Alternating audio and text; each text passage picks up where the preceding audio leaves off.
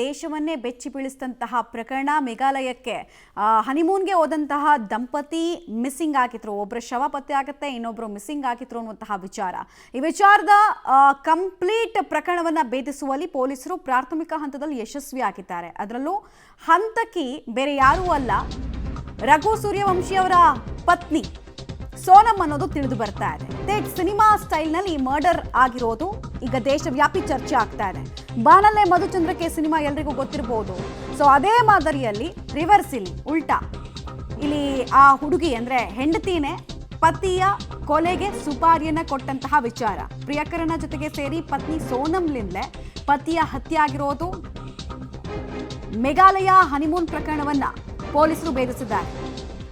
Specially ಈ ವಿಚಾರ ಚರ್ಚೆಗೆ ಬಂದಾಗ್ಲಿಂದ ನಾರ್ತ್ ಈಸ್ಟ್ಗೆ ಟೂರ್ಗೆ ಹೋಗೋದು, ಟ್ರಿಪ್ಗೆ ಹೋಗೋದು ಎಷ್ಟು ಸೇಫ್ ಅನ್ನುವಂತಹ ಪ್ರಶ್ನೆಯನ್ನ ದೇಶವ್ಯಾಪಿ ಜನ ಕೇಳ್ತಾ ಇದ್ರು. ಆಮೇಲೆ ಇವ್ರದ್ದು ಮದುವೆ ವಿಡಿಯೋ ವಿಜುವಲ್ಸ್ ಎಲ್ಲ ವಿಪರೀತವಾಗಿ ವೈರಲ್ ಆಗ್ತಾ ಇದ್ವು. ಒಂದು 10 ದಿನಗಳ ಹಿಂದೆ ಖುಷಿಯಾಗಿದ್ದಂತಹ ದಂಪತಿ ಒಬ್ರು ಮಿಸ್ಸಿಂಗ್ ಆಗಿದ್ದಾರೆ, ಇನ್ನೊಬ್ರು ಶವ ಪತ್ತೆ ಆಗಿದೆ, ಅವ್ರನ್ನೂ ಕೊಂದು ನದಿಗೆ ಎಸ್ತಿರಬಹುದು ಅನ್ನುವಂತಹ ಅನುಮಾನ ಇತ್ತು.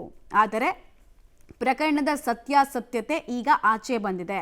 ಶಾಕಿಂಗ್ ಡೀಟೇಲ್ಸ್ ಏನು ಅಂದರೆ, ಪತ್ನಿ ಪ್ರಿಯಕರನ ಜೊತೆಗೆ ಸೇರಿಕೊಂಡು ಗಂಡನನ್ನ ಕೊಂದು ಮುಗಿಸಿರುವಂತಹ ಡೀಟೇಲ್ಸ್. ಇದರಲ್ಲಿ ಇನ್ನೂ ಸುಮಾರು ಉತ್ತರ ಸಿಗದ ಪ್ರಶ್ನೆಗಳಿದೆ.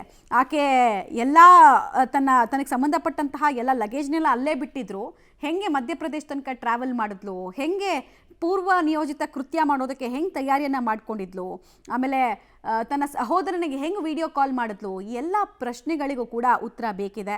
ಆಮೇಲೆ ಮೇಘಾಲಯ ರಾಜ್ಯವನ್ನು ಡಿಫೇಮ್ ಮಾಡೋ ಕೆಲಸ ಆಗಿತ್ತು, ಅಲ್ಲಿ ಸೆಕ್ಯೂರಿಟಿ ಇಲ್ಲ ಹಂಗೆ ಹಿಂಗೆ ಅಂತ.